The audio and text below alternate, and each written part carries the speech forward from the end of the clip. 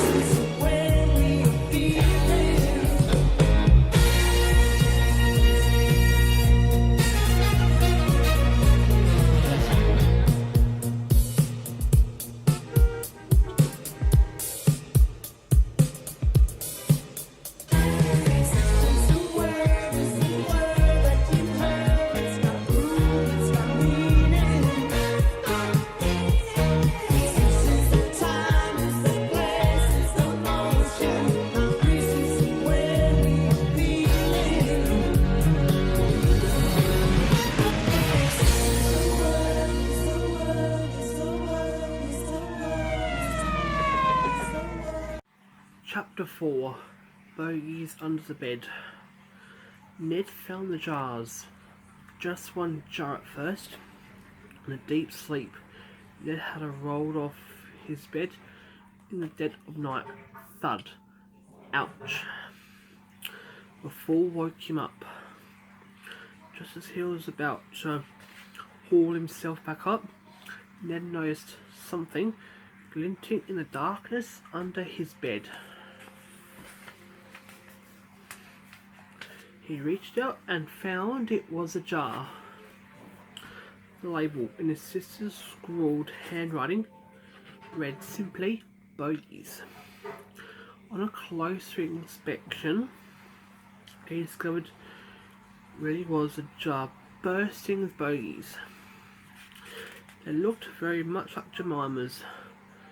She had picked, licked and flicked so many at Ned over the years that he could recognise them in any line-up in an instant. Hers were always a brownish shade of green. At once Ned knew his wicked sister was up to something. But why had she hidden her own bogeys in a jar under his bed? Lifting up the sheets, he saw this was just one of what he must have been 100 jars under them, each containing something more disgusting than the last. Ned's eyes bulged as he read the labels.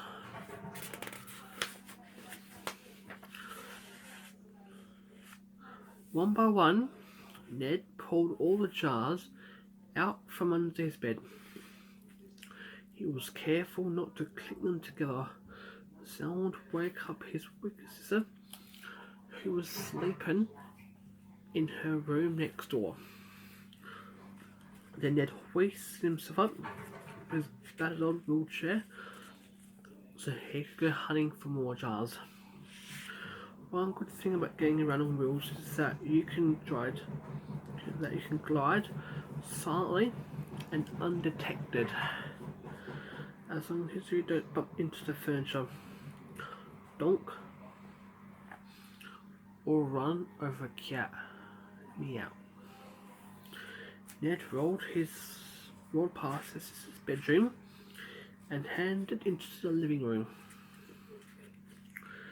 Now, thought Ned, where would be good hiding places? It turned out to be everywhere. There were jars and more jars of yuck-tastic stuff hidden all over the room. Behind the curtains, under the sofa, on top of the bookshelf, on the sideboard, under the cushions, on the plant pot, so the lampshade, under the coffee table.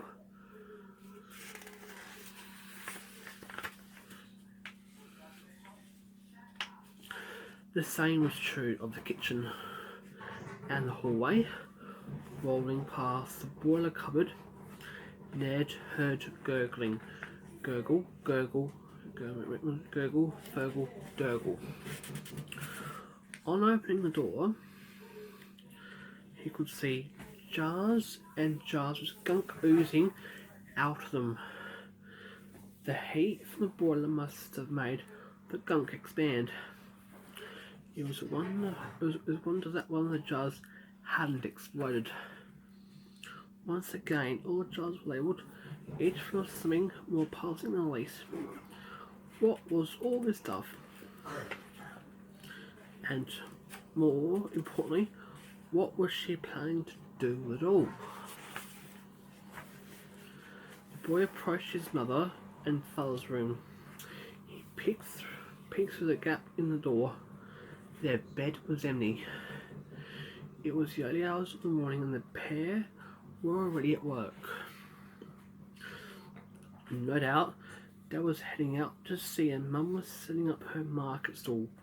A quick search by Ned of the back of the wardrobe revealed jars and more jars.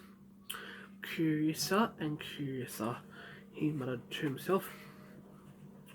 Then the boy rolled back into the hall, making his way towards his dreaded sister's bedroom. Trundle, trundle, trundle. Ned was sure somewhere in there would be the answer.